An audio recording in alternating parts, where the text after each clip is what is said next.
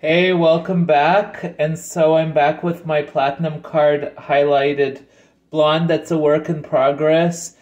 As previously mentioned, because she had a lot of resistant orange pigment in her hair, we were only able to get 7 levels of lift from her level 1 black to this like level 8 like coppery orange gold blonde.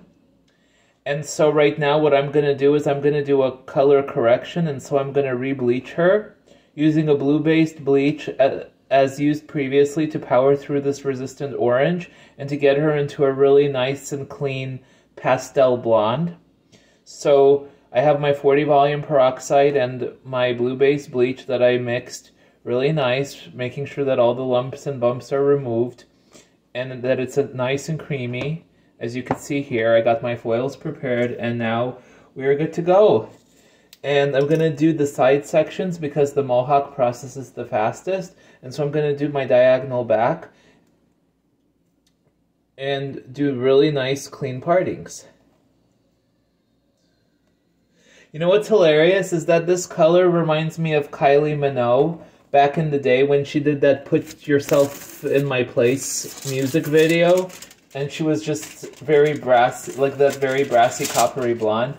So I got a good chuckle when I like saw her. I recently watched that music video, and then I saw that my mannequin had the same color. But you know, as much as I like this this color, I have to think about the end result and the goal. And my goal was blonde, but this this would be a nice this would be a good like red, to do like a red for somebody, or somebody who's blonde and wants to go a little redder. Honestly, like putting the copper blonde tint on top of the bleached hair looks a lot prettier and polished than to just bleach it to this color and just to walk around with this like raw orangey blonde. And that's what's great about lifting the hair to a solid level 9 blonde. Is that the world's your oyster. If you want to go strawberry, you can. If you could play around with the different blonde shades. And so I'm just drawing the lightener with my brush. And let me show you guys. So you could see I barely used anything, and we got a nice saturation. So I'm going to fold the foil just one time. I just adjust the camera. You can do candy bars, but I prefer just folding it once. It's going to get it close to the root. You don't have to worry about the slippage, and see how it's standing really nicely. So I'm going to do that for my next section. And that's what's great about doing the highlights. You get to play around to see like with what foil placement and what foil technique works best for you. Like sometimes it's good to sandwich it, sometimes it's good to do the candy bars and fold the corners, and sometimes it's just good to do like a raw, like something like this. See, I'm holding the comb in place. Barely anything. And I'm just feathering it on like so.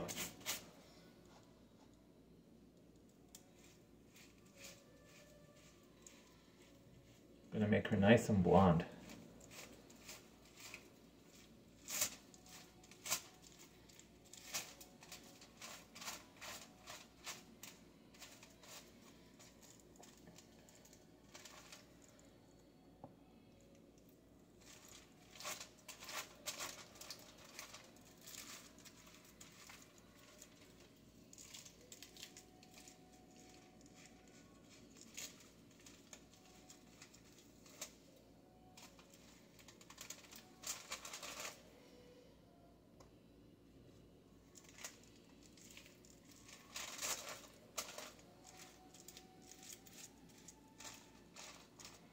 Okay.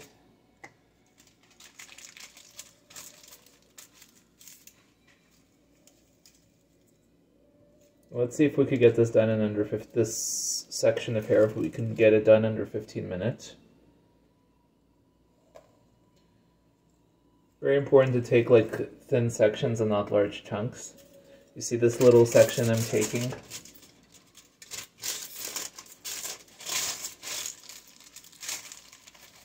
laying the comb flush against the head to avoid the foil from slipping, making sure we're getting close to the root, and you just feather it on, and you dig like this to make sure that each strand is saturated with the lightener.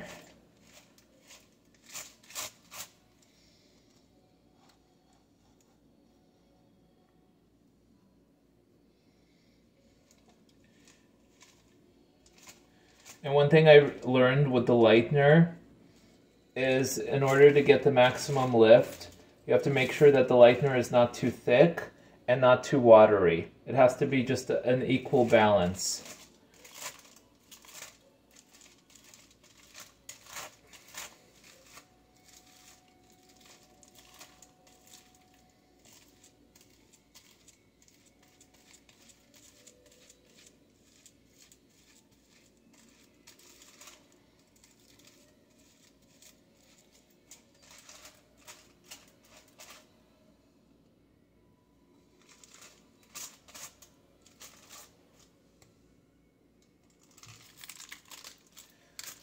Stay tuned, I'm going to continue doing the diagonal back section, and it's going to be awesome.